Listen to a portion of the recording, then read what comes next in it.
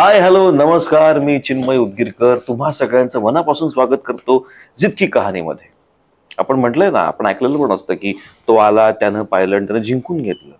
त्याचप्रमाणे तो येतो, त्याला कळतं, तो पाहतो, त्याला जाणवतं, तो जिंकून घेतो, तो प्रस्थापित करतो आणि प्रस्थापित होतो.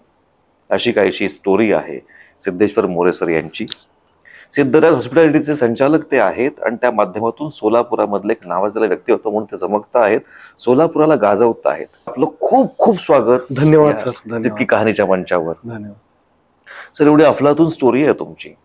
म्हणजे ते म्हणतात सर की jack of all and master of none, पण तुम्ही हे सगळं छेदून काढलं, तुम्ही मास्टर ऑफ ऑल झालेला आहात. कुछ भी कहो, सिद्धेश्वर सर तिथे आहेत आणि ते करणारच. ही धारणा सोलापूरकरांच्या मनामध्ये घट्ट बसवलेली आहे, अर्थात तुमच्या कार्यकर्तृत्वाने. हॉटेलचे संचालक आहात, स्वामी समर्थ नक्षत्र मंडळ जे इतकं विस्तृत लेवलवरती भारतभरामध्ये काम करत आहे, तुम्ही त्या बॉडीवरती सुद्धा आहात, तुम्ही त्याचं नेतृत्व करत आहात आणि अनेक सोलापूरच्या चांगल्या उपक्रमांमध्ये आपला सिंहाचा वाटा असतो. हे सगळं सर तुम्ही साधले इतक्या कमी वयामध्ये आणि इतक्या कमी काळामध्ये सर. तर मला हा सगळा प्रवास जाणून घ्यायचा आहे सर. आपलं बालपण, मग शिक्षण, मग रशियाचे दिवस, मग युकेचे दिवस, मग पुन्हा इकडे येणं आणि इथे 3-4 हॉटेल्स काढणं, अन्नछत्र मंडळ, स्वामी समर्थांची कृपा, याबद्दल सगळं मला जाणून घ्यायचंय सर. सर, माझं तसं बालपण बॉर्न अँड बॉटअप वळसंग इथून एक 25 किलोमीटर वरती छोटस गाव आहे वळसंग नावाचं, आणि त्याला खूप मोठा इतिहास पण आहे. त्यात मोठे हुतात्मा होऊन गेलेले आहेत, मल्लापा धानशेट्टी आणि आपले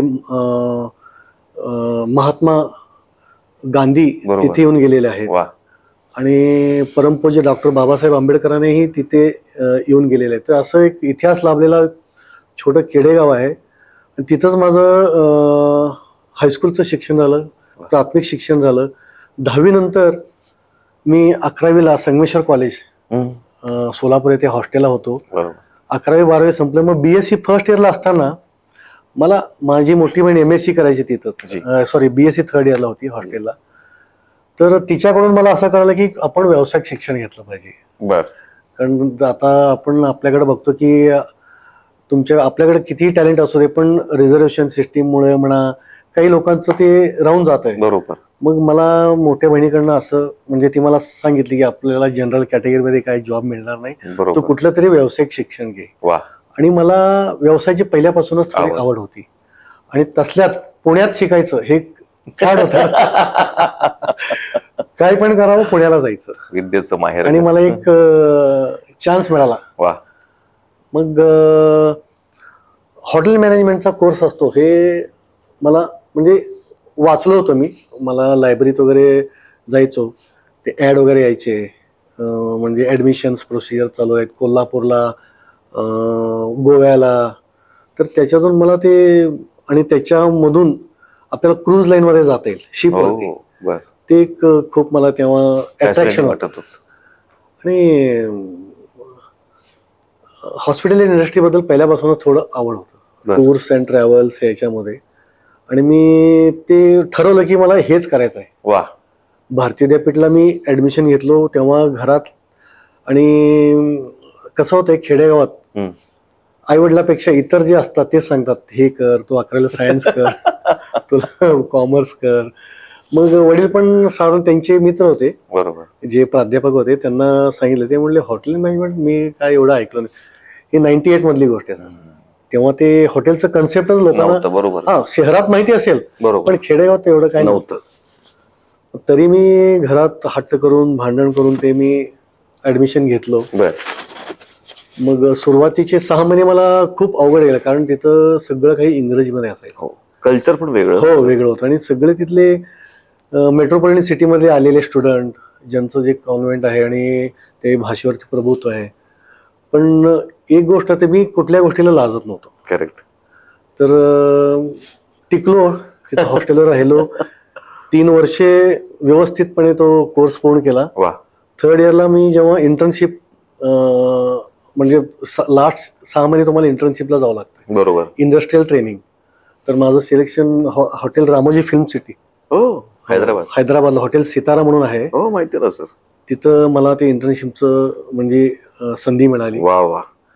आणि तिथेही मी व्यवस्थितपणे सक्सेसफुली कम्प्लीट केलो आणि मला ॲडमिनिस्ट्रेशनमध्ये जास्त रस होता, मॅनेजमेंटमध्ये. जे कसं लास्ट इयरला तुम्हाला डिपार्टमेंट असतात, F&B प्रोडक्शन, हाऊसकीपिंग, अकाउंटिंग आणि बेकरी, बरेचसे त्याच्यात ब्रँचेस आहेत.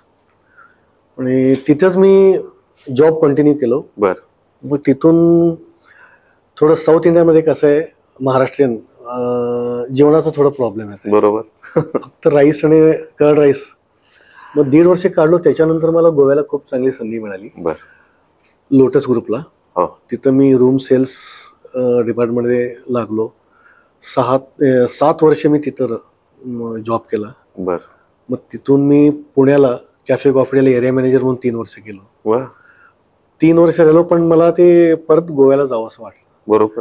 गोव्याला जाऊन मी एक रशियन पेगास टुरिस्टिक म्हणून कंपनी आहे, बर, जे टूर ऑर्गनाईज करते थ्रू आउट इंडियामध्ये. अच्छा. खास करून हम्पी, केरळा. बर. तर त्यामध्ये एक रिप्रेझेंटेटिव्ह होता, टूर रिप्रेझेंटेटिव्ह मॅक्सी म्हणून. तो ही वॉज फ्रॉम तुर्की. बर. पण रशियामध्ये तो बॉर्न अँड बॉटअप. त्याच्याबरोबर काम करायची संधी मिळाली. मग तिथंच मला रशियन लँग्वेज शिकायला थोडं म्हणजे आवड निर्माण झाली. वा. तर मी मडगाव इथं एका क्लासेस आहेत, तिथं फॉरेन लँग्वेजेस आहे, तिथं रशियन लँग्वेजचं कोर्स केला. मग मला रशियामध्ये काम करायची संधी मिळाली. वा वा वा. 2009, 2010 आणि 2011 रशियामध्ये मी नोव्होरोसिस्क या टाउनमध्ये होतो. बर. जे ब्लॅक सीच्या तटावरती वसलेलं एक छोटंसं टाउन आहे आणि खूप सुंदर असं टुरिस्ट डेस्टिनेशन आहे. क्या बात. रशियामधले खूप मोठमोठे शहरातले लोक तिथं टुरिस्टला म्हणजे सुट्ट्यांसाठी येतात. बर. तिथं मी ॲज अ बारटेंडर म्हणून काम केलो. खूप चांगला अनुभव होता. वा. मग तिकडून आल्यावर मी म्हणजे दरवर्षी मी सुट्ट्याला यायचो. फर्स्ट वेळा जेव्हा आलो तर इकडं जसं मी गोव्याला राहायचो त्यावेळी प्रत्येक वेळी आलो की सुट्ट्याला 7-8 दिवस, एक दिवस अक्कलकोटला ठरलेलं असायचं, जाऊन यायचं, मग महाप्रसाद घ्यायचं तिथं. मग तिथं मी बघायचो की बाबा अक्कलकोटला इतके VIP लोक येतात. पुणे, मुंबई, नाशिक, औरंगाबाद, गणपतीपुळे, महाराष्ट्राच्या इव्हन गुजरात. पण तिथं अशी काही सोय नव्हती. एक महाप्रसाद अन्नछत्र मंडळ सोडलं, कारण प्रत्येक माणूस तो लाईनीमध्ये थांबवून तो प्रसाद घेऊ शकत नाही. कारण वेळेच्या अभावी म्हणा किंवा पुढचं तुम्हाला कोणाला गाणगापूरला जायचं आहे, कोणाला पंढरपूरला जायचं आहे, कोणाला पुणे गाठायचं आहे, तर प्रत्येकाला 2-2, 3-3 तास थांबून ते प्रसाद घेणं शक्य नाही. बरोबर. आणि ते लोकांना पाहिजे तसं हायजिनिक आणि त्या स्टँडर्डचं रेस्टॉरंट तिथं नव्हतं किंवा हायवेला. आणि शक्यतो लोक हायवेला थांबायला प्रेफर करतात. Correct correct. कारण पार्किंगची एवढं तिथं मारामारी आहे. बरोबर. तुम्ही लिटरली आता परवा दिवशी सुट्टे होते, सलग शासकीय सुट्ट्या होते, 2 व्हीलरला पण जागा नव्हती, एवढी गर्दी होती. तर अशी परिस्थिती असते. आता थोडं नियोजन चालू आहे, बरेचसे काही बदल होणार आहेत. तर तेव्हा मला असं लक्षात आलं की काहीतरी हायवेवरती व्हायला पाहिजे. तर त्या दृष्टीने आम्ही ते वळसंगवाडा म्हणून एक कन्सेप्ट माझ्या डोक्यात आलं. बर. ते वळसंगवाड्याची म्हणजे काम सुरू झालं. आर्किटेक्टवर आम्ही सगळं नेमलो आणि ते प्रत्यक्षात उतरलं 2014 मध्ये. बर. आणि एकदम छान रिस्पॉन्स मिळाला. येस. त्या अगोदर खूप लोकांची म्हणजे इव्हन बँकवाले, तुम्हाला सगळ्यात मोठी गंमत सांगतो, ऑलरेडी त्या रस्त्यावरती 3 हॉटेल्सना नॅशनलाइज बँकेने लोन दिले होते. बर. पण ते कुठल्या कारणाने चालले नाहीत. तर त्यामुळं जे आम्ही जेन्युन अप्रोचर होतो, ज्यांना की बाबा खरंच त्या रोडला जी गरज आहे कस्टमरला, ते सर्वे करून आपण तो प्रोजेक्ट निवडला होता. बरोबर. पण आमची फाईल रिजेक्ट झाली. हो. लोन मिळालं नाही आम्हाला. मग कसे बसे हात उचले म्हणा, इकडचे करून आपण तो प्रोजेक्ट स्लॅब लेवलपर्यंत आणला. मग त्यानंतर आम्हाला एक सहकारी बँकेकडून लोन मिळालं आणि आपण ते 2013-14 मध्ये कम्प्लिशन करून सुरुवात झाली. सुरुवात झाल्यानंतर एवढं छान रिस्पॉन्स मिळालं. वा.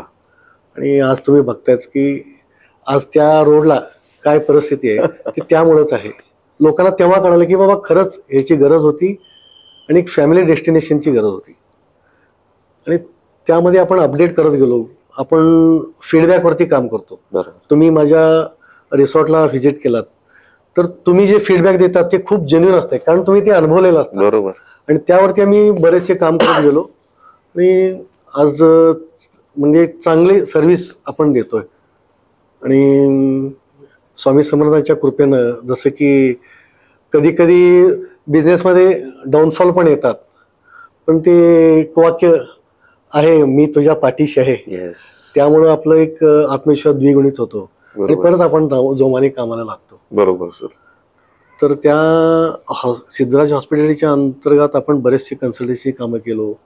आज आपण सक्सेसफुली 2 रिसॉर्ट्स आणि 2 बार अँड रेस्टॉरंट म्हणा, सोलापुरातही आपलं एक मोठं हॉटेल आहे चालू आहे आणि कन्सल्टन्सी कामं चालू आहेत. गाणगापूर, तुळजापूर, विजापूर आहे. इथपर्यंत प्रवास एकदम छान. आणि ह्याच्याही पेक्षा येणाऱ्या काळात अक्कलकोट हे खूप मोठ्या लेवलला एक पिलिग्रिमेजेस डेस्टिनेशन म्हणजे एक आध्यात्मिक केंद्र होणार आहे. शक्तीपीठ जे म्हणतो आपण, बरेच लोकांना त्याची म्हणजे मला वाटतं ती जाणीव नाही, पण खूप मोठ्या लेवलला ते जाणार आहे. बरोबर. येणाऱ्या 3-4 वर्षात तुम्ही भयानक म्हणजे बदल तिथं बघायला मिळतील. आणि त्या गोष्टीसाठी स्वतःला आम्ही प्रिपेअर करतो की येणाऱ्या काळामध्ये कुठल्या क्वालिटीची सर्व्हिस लोकांना लागणार आहे, कशाची गरज भासणार आहे, त्यासाठी आपण सध्या प्रिपरेशन करतोय. वा वा वा. सर, रशिया आणि युकेचा एक्सपिरियन्स कसा होता? युके ऍक्च्युली तो एक माझा एक ट्रेनिंग सेशनसाठी आम्ही गेलो होतो. माझा एक मित्र, मी म्हणलो ना माझे जे पार्टनर आहेत राज, पण मला ते एवढं आवडलं नाही. जिथं खूप म्हणजे बिझीएस्ट सिटी आहे आणि मी 3 वर्ष जिथं होतो ना, ते सोसायटी म्हणजे एकदम रिलॅक्स डेस्टिनेशन होतं ते. असं रश नाही आहे किंवा हे नाही आहे, कुठल्या गोष्टीसाठी हरी नाही. येणारे कस्टमर पण एकदम रिलॅक्स, म्हणजे हॉलिडेसाठी यायचे. बरोबर. तुम्ही बघा की गोव्याला गेलात तुम्ही, बीचवरती एका रिसॉर्टमध्ये किती निवांत असता. तेच तुम्ही बिझनेस हॉटेलमध्ये जर थांबलात, आता तुम्ही इथे आहेत, तुमच्या मागं कामाचा लोड असतो, वर्क लोड असतो, तो एन्जॉयमेंट किंवा तसं रिलॅक्सेशन मिळत नाही. त्यामुळे मला तिथं ते आवडलं नाही. त्यामुळे मी 6 महिन्यामध्ये ते परत सोडून इंडियाला आलो आणि इथंच आपल्याला त्या गोष्टी म्हणजे आपण जे नॉलेज जे ग्रॅब केलेलं आहे बाहेर फिरून, ते इथे युटिलाइज करणं मला महत्वाचं वाटलं आणि ते मी करत आहे. बरोबर. आणि त्यामधून जितकं शक्य आपण एम्प्लॉयमेंट क्रिएशन केलेलं आहे. आज आपल्याकडे जवळजवळ 152 एम्प्लॉई आहेत आणि एकदम चांगल्या प्रकारे काम करतात. सर, आता गोव्याचा अनुभव घेतला, तुम्हाला गोवा आवडलं होतं, रशिया पण आवडलं होतं, पण पुन्हा सोलापुरामध्येच यावं आणि इथेच एस्टॅब्लिश व्हावं किंवा इथे हे सगळं करावं असं का वाटलं तुम्हाला? तिथे थांबण्याचा सोलापूरपेक्षा मला वळसेमध्येच एस्टॅब्लिश व्हावं अगोदर वाटलं. पहिल्यापासूनच ते मनामध्ये एक म्हणजे इच्छा होती की आपल्याकडे जे सुप्त कला आहेत खेडेगावातले म्हणा. मी वळसावाडा जेव्हा चालू केलं होतं ना सर, तिथं मी एक आर्ट गॅलरी ओपन केली होती, ज्यामध्ये सोलापुरातले जे मोठे आर्टिस्ट आहेत, मोठं हेमंत कपूर सर आहेत, शेरशाही डोंगरी सर आहेत, असे मोठमोठ्या लोकांचे पेंटिंगचं मी तिथं दालन बनवलं होतं. म्हणजे पहिल्यापासून एक तळमळ होती की जे लोकल कला आहे आपल्याला एक्सपोजर मिळालं, ते मिळालं पाहिजे. आणि खेडेगावात पण असे खूप काही महिलांचे जे गट आहेत, जे चांगले चांगले पदार्थ बनवतात, जे लोकल आयटम्स आहेत, शेवया, हातावरचे शेवया असतील, भाकरी, धपाटे, हे तुम्ही ऐकलेच असेल. त्या गोष्टीला कुठेतरी एक प्लॅटफॉर्म मिळावं, हे त्यामागचा उद्देश होता. त्यामुळं तो पहिला प्रोजेक्ट केलो आणि नंतर त्याच्यामध्ये बाबा कॉम्पिटिशन मध्ये आपल्याला राहायचं असेल तर त्याच्यानंतर आपण अक्कलकोटला सुरुवात केलं, मग सोलापूरला, तर असं ते वाढत गेलं. सर, ज्या रोडवर आपण सुरू केलं ते अनेकांचं म्हणणं होतं तिकडे तुमचं हे जे प्रोजेक्ट आहे ते चालणार नाही, फॅमिली रेस्टॉरंट तिकडे वर्क होणार नाही, आणि अनेकांनी तुम्हाला सांगितलं की अरे इथे हे करणं म्हणजे मूर्खपण आहे, तरी करू नकोस आहे. तरी तुम्हाला अशी रिस्क घ्यावीशी का बरं वाटली? का करेपर्यंत खूप कन्फ्युजन होतं, असं वाटत होतं की नाही नको नको करायला, पण तरी अशी घालमेल होती का तुम्ही खूप कॉन्फिडंट होतात? नाही, कॉन्फिडंट होतो, पण जेव्हा ऍक्च्युली कन्स्ट्रक्शन चालू असताना पण लोक म्हणायचे एवढी मोठं बिल्डिंग चालू आहे, म्हणजे डिमोटिवेट करणं त्यांचंही चूक नाही, कारण त्यांना जो आलेला अनुभव आहे ते त्याच्यातून ते सांगत असतात. पण मी ज्या ज्या ठिकाणी फिरलो होतो आणि ही इंडस्ट्री काय आहे आणि ह्याच्यातून आपण काय आउटपुट काढू शकतो, आणि इथं पोटेन्शियल आहे. बरोबर. कारण स्वामी समर्थला जे लोक येणार आहेत ते 5 स्टार 7 साठी फॅसिलिटी अनुभव घेणार आहेत. बरोबर. आणि त्यांच्यासाठी हे खूप चांगलं एक प्लॅटफॉर्म म्हणजे डेस्टिनेशन असेल, हा माझा कॉन्फिडन्स होता आणि ते खरंही ठरलं. बरोबर. सो आतून आवाज होता की नाही हे चांगलं आहे, तुम्ही करत राहा. आणि शेवटी मी माझं पॅशन फॉलो केलं सर. आणि जरी त्याच्यातून मला काय जास्त कमाई झाली नाही, तो प्रश्नच नव्हता. मला ती सर्व्हिस द्यायची होती आणि मला तो एक पॅशन पहिल्यापासून डोक्यात होता. बरोबर. आणि मी पॅशन फॉलो करण्यामध्ये विश्वास ठेवतो. शेवटी काही नाही मिळालं, समाधान तर मिळेल. नक्की नक्की. सर, पण मग अन्नछत्र मंडळाचं पण काम आपण बघता आहात, त्या अनुषंगाने सोशली आपण ऍक्टिव्ह आहात, सोशल प्लॅटफॉर्मवर पण आपण आहात, तर ते कसं आहे, त्याची काय माहिती आहे? सर ऍक्च्युली मी अगोदर खूप प्रोफेशनल होतो. ज्यावेळी मी माननीय जन्मेजय राजे भोसले यांच्या संपर्कात आलो, ते कारण दरवर्षी गुरुपौर्णिमेला, म्हणजे त्यांचं ते वर्धापन दिवस पण आहे अन्नछत्र मंडळाचं, जे 1988 मध्ये त्यांनी सुरुवात केली. तर 10 दिवस गुरुपौर्णिमेला 10 दिवस खूप मोठ्या प्रमाणात धर्म संकीर्तन आणि प्रवचन आणि विविध सांस्कृतिक कार्यक्रम होतात. मोठमोठे सेलिब्रिटीज येतात. आशाताई भोसले असतील, लता दिदी यांचे जे हृदयनाथजी मंगेशकर आहेत, आशाताई भोसले आहेत, उषा मंगेशकर आहेत, आणि बरेचसे मराठीतले हास्य जत्रा असेल. 10 दिवस रोज वेगवेगळे कार्यक्रम असतात.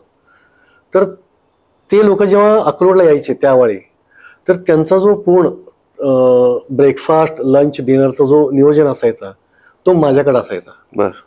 महाराज म्हणायचे ते काही मला माहित नाही, ते कुठं थांबणार आहेत, त्यांचं सगळं तू टाइम टेबल घे आणि ते व्यवस्था व्हायला पाहिजे, माझ्याकडे एकही तक्रार येता कामा नये. तर त्या गोष्टी, आणि तेव्हा मला कळलं की बाबा हे सोशल वर्क किती करतात, की त्या मोठमोठे सेलिब्रिटी येतात आणि ते अक्कलकोटकरांना एक सांस्कृतिक कार्यक्रमाचा आनंद मिळावा आणि त्याच्यातून धर्म संकीर्तनाचं जो कार्य आहे तो वाढत जावा, ह्या मागचा उद्देश तो जो माननीय जन्मेजय राजे भोसले आहेत, खूप मोठा तो त्यांचा एक व्हिजनरी आपण म्हणू शकतो. त्यांना खूप मोठे व्हिजनरी आहेत ते. तर तेव्हापासून म्हणजे 2014 पासून तो मला अनुभव आहे. आणि त्यातून पण मला थोडी आवड निर्माण झाली की बाबा हे एवढे करतात, आपण आपल्या प्रोफेशन मधून थोडा वेळ काढून करावं. तेव्हापासून मी व्हॉलेंटरीली अन्नछत्र मंडळात काम करू लागलो. आणि काम करायची पद्धत बघून अमोलराजे भोसले म्हणाले तुम्ही हे करून घ्या, हे करून घ्या, जबाबदारी देत गेले आणि त्या कामामध्ये खूप आनंद मिळतो. कारण लोक येतात आणि समाधानी होऊन जातात. खूप चांगलं नियोजन आहे, खूप चांगलं जेवण आहे. कारण जे अन्नछत्र मंडळाचा जो मेनू आहे तो कुठल्याही मला वाटतं कुठल्याही अन्नछत्रामध्ये नाहीये. असेल काही ठिकाणी फक्त राईस आणि रस्सम देतात, पण आपलं अक्कलकोट मधलं एकमेव अन्नछत्र आहे जिथं पूर्णपणे मेनू आहे. चपातीपासून तुम्हाला भाजी, भात, शिरा, आणि उपासाच्या दिवशी तुम्हाला उपासाची ती साबुदाणा खिचडी असेल, चटणी असेल, केळी, खजूर, असं प्रॉपर मेनू आहे. बरोबर. तर खूप छान वाटतंय. रोज मी 2 तास तरी अन्नछत्र मंडळात जातो. हो. आणि तिथं गेले की मला एक एनर्जी मिळते. सर, पुढचे काय काय तुमचे प्लॅन्स आहेत? आता हे 3-4 वर्ष तुम्ही नक्कीच थांबणार नाहीये सर. आता अजून तुम्ही मगापासून सांगताय सर की सोलापूर आणि अक्कलकोट खूप बदलणार आहे, खूप बदलणार आहे. 3-4 वर्षामध्ये खूप क्रांती होणार आहे. आता हे ज्या अर्थी तुम्ही म्हणतात त्या अर्थी तुमच्या डोक्यामध्ये बरेच प्लॅनिंग्स आहेत. खूप आहे सर, खूप करण्यासारखं खूप मोठं पोटेन्शियल आहे. जसं की तुम्ही काल दर्शन घेऊन आलात सिद्धेश्वर मंदिर. बरोबर.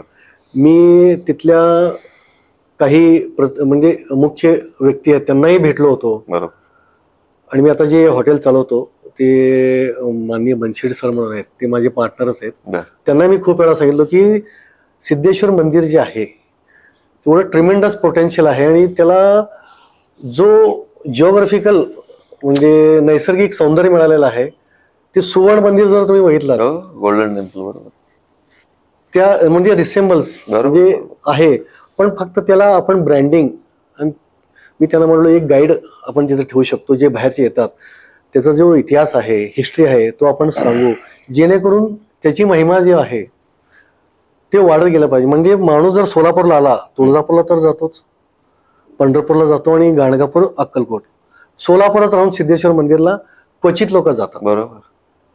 आणि कशामुळं? कारण अवेअरनेस नाही आहे, त्याबद्दल माहिती नाही आहे. तर त्या गोष्टीसाठी मी सध्या पण प्रयत्नशील आहे आणि राहणार आहे. आणि त्या व्यतिरिक्त स्वामी समर्थ मंडळाने आता जो महाप्रसालयाचा प्रोजेक्ट चालू केलेला आहे, त्याच्यामध्ये ते प्रज्ञापुरी म्हणून एक मोठं निवासी हे करतायत इमारत. खूप चांगला प्रोजेक्ट आहे, जे येणाऱ्या भाविकांना खूप सोयीस्कर असेल. आणि आपण बरेचसे कन्सेप्ट तिथं आणणार आहे. आता आपण आपल्या रिसॉर्टमध्ये ह्या येत्या दिवाळीनंतर स्वामींच्या दरबारी लग्न हे एक कन्सेप्ट आणतो. आपण मोठमोठे इव्हेंट घेतो दरवर्षी. आता काल पण आम्ही एका मोठ्या इव्हेंटमध्येच होतो रात्रीपर्यंत. म्हणजे रिसॉर्टला आता एप्रिलमध्ये लग्नाचे भरपूर तिथी आहेत. आपण पूर्ण लग्नाचे पॅकेजेस घेत असतो, डेस्टिनेशन वेडिंगचं आपण नियोजन करतो. तर येणाऱ्या काळामध्ये तो एक कन्सेप्ट आणण्याचा विचार आहे. आणि स्वामी लीला म्हणून एक कन्सेप्टचं सध्या काम चालू आहे, ज्यामध्ये पुण्यामधली टीम आहे. उर्ली कांचनचे मोठे आर्टिस्ट आहेत, गणेश कुंभार म्हणून तुम्ही ऐकलं असेल. माहिती आहे सर. तर त्यावरही काम चालू आहे. म्हणजे येणाऱ्या काळात भक्त येतील, त्यांना त्याचं समाधान मिळालं पाहिजे. कारण सध्या दर्शनाला आले तर नियोजन वगैरे अगोदर नव्हतं, पण आता हळूहळू सगळं होत चाललंय. तर येणाऱ्या काळात त्या गोष्टीसाठी आम्ही तयार असू. सर, आता एक अत्यंत जिव्हाळ्याच्या कोपऱ्यामध्ये आता प्रवेश करतो सर. तुम्ही आणि स्वामी, तुम्ही आणि स्वामींची सेवा, भक्ती, याबद्दल मला जाणून घ्यायचंय. सर, त्याबद्दल मी शब्दामध्ये तर काय सांगू शकत नाही. कारण ते जे कनेक्शन आहे ना, ते तुम्ही जेव्हा कनेक्ट व्हाल त्याची प्रचिती तुम्हालाच मिळणार आहे, त्याचा आनंद. आणि ते एक खूप पवित्र काम आहे, ज्याला ते शब्दामध्ये सांगणं अशक्य आहे माझ्यासाठी तर. आणि जोपर्यंत श्वास आहे, स्वामीची सेवा मी करत राहणार आहे. आणि जसं की मी तुम्हाला सांगितलो, लिटरली आम्ही जेव्हा हॉटेलची सुरुवात केलो, तसं बघायला गेलं तर अक्कलकोट तालुका, सोलापुरी ड्राय एरिया सर. करेक्ट. अक्षरशः आज जी उन्हाळ्यात एप्रिल आणि मे महिन्यामध्ये, आता तरी 10-15 दिवसाचा स्टॉक असेल, पण मे महिन्यामध्ये आम्ही अक्षरशः पाणी विकत आणतो. अशा ठिकाणी सर्वाइव्ह होणं खूप मोठं म्हणजे जिकरीचं काम आहे. पण त्या ठिकाणी जे आज सोलापूर पासून अक्कलकोट असेल, जे व्यवसाय उद्योगधंदे चालू आहेत, ते फक्त स्वामींच्यामुळे चालू आहेत. नाहीतर इथे कोण आले असते अक्कलकोटला, आणि अक्कलकोट नावही राहिलं नसतं. तर त्यामुळं त्यांच्या सेवेमध्ये आम्ही कधी कमी पडणार नाही. आणि येणाऱ्या भाविकांची कधी गैरसोय होऊ नये, म्हणजे होऊ देणार नाही, याची ह्यासाठी आम्ही कधी म्हणजे सतत प्रयत्नशील राहणार आहे. आणि स्वामींची सेवा तर निरंतर चालू राहणार आहे. सर, प्रत्येक जण आपल्या व्यवसायाकडून काही गोष्टी शिकत असतो. हो. आपल्या पॅशन मधून काही गोष्टी स्वतःमध्ये डेव्हलप करत असतो. तुम्ही तुमच्या व्यवसायातून, या समाजसेवेतून काय गोष्टी घेतलेल्या आहेत? व्यवसायातून खूप बरंच काही शिकलो सर मी. म्हणजे टेक्निकली सांगायचं झालं तर, तुम्ही जसं जसं एखाद्या व्यवसायात म्हणजे जास्त वर्ष घालवतात, त्याच्यातलं एक एक तार किंवा एक एक धागा तुम्हाला मिळत जातो. की बाबा बरेचसे काही गोष्टी आहेत. टेक्निकली पार्ट म्हणलं की कॉस्ट कटिंग असेल, म्हणजे एम्प्लॉई मॅनेजमेंट असेल, टीमवर्क कसं घ्यावं, डेली बेसिसवरती कुठली ब्रीफिंग घ्यावं, मॅनेजरल मीटिंग्स कसे घ्यावेत, कुठला इव्हेंट आहे त्याचं त्यासाठी स्टाफला कसं ट्रेन करावं. आता मोठं इव्हेंट आहे की बाबा तू कुठल्या स्टॉलला असेल, तुझी जबाबदारी काय, सुपरवायझरचे काय कामं आहेत, हे बारीक बारीक बारीक गोष्टीवरती तुम्ही फोकस्ड होत जाता. त्याबरोबर तुम्हाला त्या गोष्टीमध्ये आवडही पाहिजे, त्या गोष्टीवर तुमचं प्रेमही पाहिजे. आणि जशी सोशल वर्क म्हणता, सोशल वर्क जर तुम्ही कशाची अपेक्षा न ठेवता जर केलात, तर त्यामध्ये ते एक आनंद वेगळा आहे. बरोबर. हो. आणि प्रत्येक गोष्टीतून दररोज आज माझ्याकडे तो झाडू मारणारा असू दे, त्याच्याकडनं काही ना काही आपल्याला शिकायला मिळतं. आणि या गोष्टीमध्ये का टिकलो तर, कुठं आपलं चुकतं तिथं माफी मागणे आणि पुढे सरकणे. सर, सोलापूर आता मेडिकल हब होत आहे, मोठे मोठे हॉस्पिटल्स इथे येत आहेत, तसा विकासही चांगल्या पद्धतीने होतोय. पण Solapur as a food hub होण्यासाठी काय काय इन्फ्रास्ट्रक्चर डेव्हलपमेंट पाहिजे असं तुम्हाला वाटतं? सर तसं सोलापूरची जी आयडेंटिटी आहे, हम्म, शेंगदाणा चटणी, हम्म, त्या गोष्टीवर बरेचसे हे झालेले आहेत ऑलरेडी. म्हणजे फूड लव्हर्स आहेत सोलापूरचे, पण ते टिपिकल. हम्म. पण आजकाल आपण बघतो ट्रेंड जो बदललेला आहे, बाहेरचे जे फ्रँचायझी आहेत किंवा ब्रँड्स आहेत, मॅगडी असेल, बरोबर. KFC असेल, याचाही थोडा बरोबर. म्हणजे जोर वाढलेला आहे, हो, म्हणजे हो, हो. प्रभाव वाढलेला आहे. पण तो काही काळासाठी असतो. बरोबर. आता एक एज आहे सर, आपण कसं सर्वे करताना एज वाईज आपण सर्वे करतो. कुठलंही आता आपण समजा माझ्याकडे आता कुठलंही प्रोजेक्ट आलं, ते आपण पहिला त्याचा फिजिबिलिटी रिपोर्ट काढतो की बाबा ह्या लोकेशनला कुठलं हॉटेल चालेल आणि कुठलं कन्सेप्ट चालेल.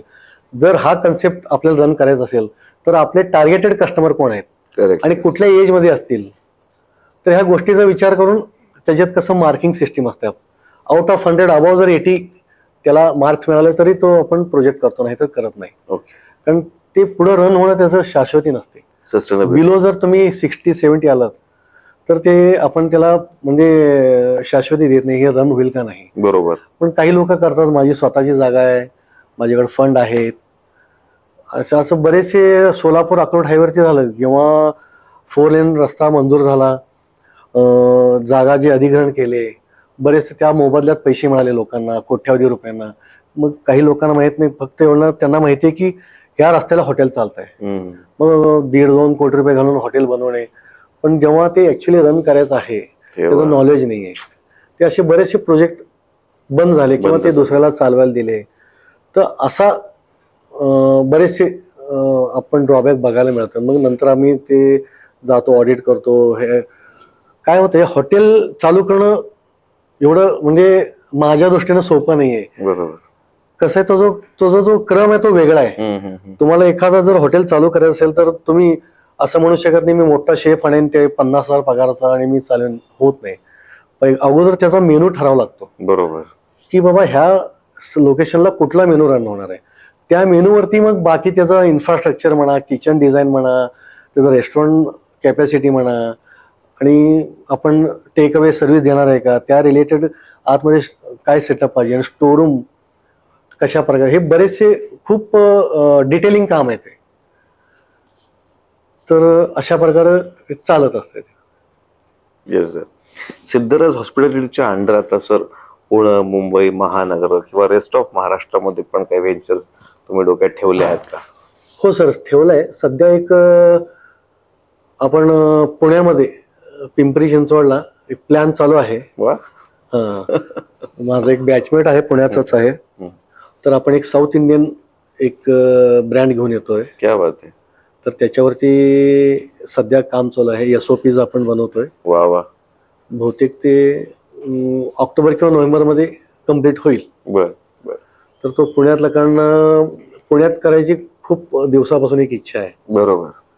आणि बरेचसे माझे बॅचमेट्स जे माझ्यासोबत होते त्यांचाही सपोर्ट खूप आहे, त्यामुळे तिथं मला एवढी अडचण येणार नाही. बरोबर. तर तो एक आहे डोक्यात. बरोबर. सर आधी प्रोफेशनल होतात, पॅशन पण प्रोफेशनच्या अनुषंगानेच होती. नंतर आता समाज सेवेमध्ये आता आपण त्या अनुषंगाने कार्यरत आहात, की आता तो दृष्टिकोन बदललेला आहे. राजकारणामध्ये पण याचा काय विचार आहे का सर?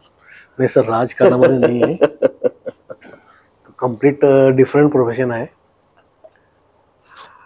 त्याचा काही विचार नाही आहे.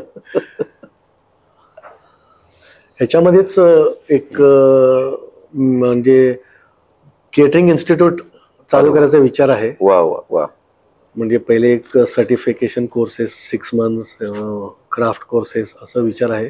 कारण माझे जे दोघे क्लासमेट्स आहेत, हॉटेल मॅनेजमेंट होते, साताऱ्याला ते चालवतात. बर.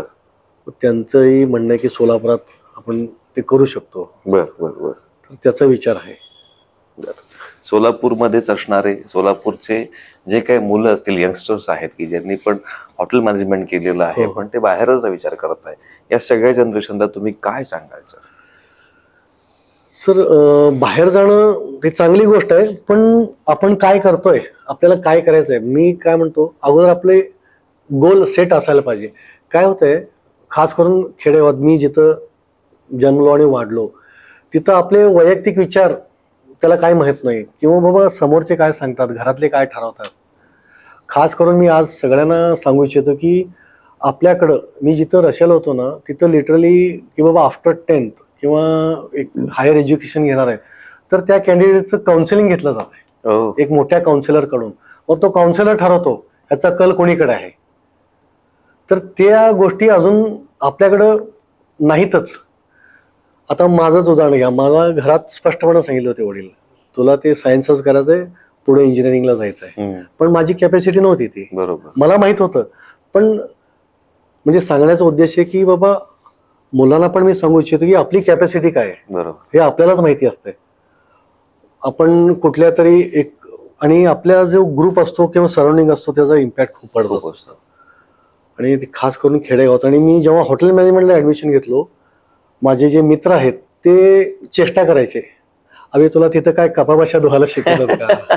म्हणजे अशा गोष्टी होतात. तेव्हा ते काही नव्हतं, माहित नव्हतं. तर मुलांना मी एवढं सांगतो, तुम्ही जे करता, तुम्हाला जे आवडीचं क्षेत्र आहे त्या क्षेत्रामध्ये करिअर केला तर खूप चांगलं राहिलं. आणि ते तुमच्यासाठी भले खूप मोठं तुम्ही सक्सेस मिळवलं नाही तरी शेवटी समाधान तर ते त्या गोष्टीचं सॅटिस्फॅक्शन तुम्हाला मिळेल. आणि तुमच्या आवडीच्या क्षेत्रात जर तुम्ही काम केलात त्यामध्ये यशस्वी होण्यासाठी तुम्हाला कोणी रोखणार नाही. क्या बात. हे आणि यंगस्टरना मी खास सांगणार की बाबा जे म्हणजे सोशल मीडियाचा इफेक्ट असतो आजकाल आपण बघतो की ते आपल्याला ओव्हरटेक केलेलं आहे.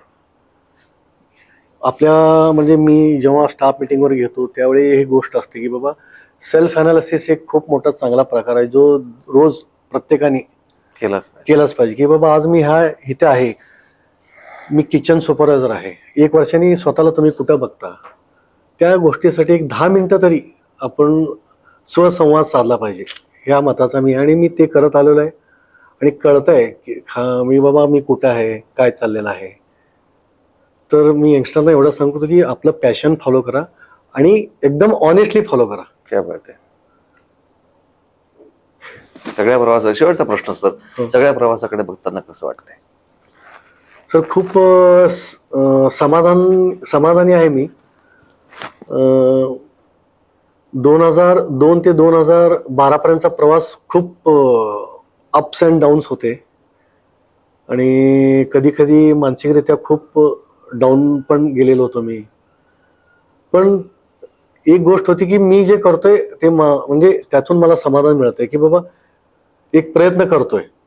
2012 नंतरचा जो काळ होता तो एकदम चांगला होता आणि अजूनही त्या क्षेत्रामध्ये. आणि आजही मला हॉटेलला गेलो, गर्दी पडली तर मला असं बसावंसं वाटत नाही. मी आजही टेबल करतो, गर्दी असेल, वेटर कमी असेल तर मी स्वतः ऑर्डर घेतो आणि कामं करतो, कारण त्यात मला ते मजा मिळते.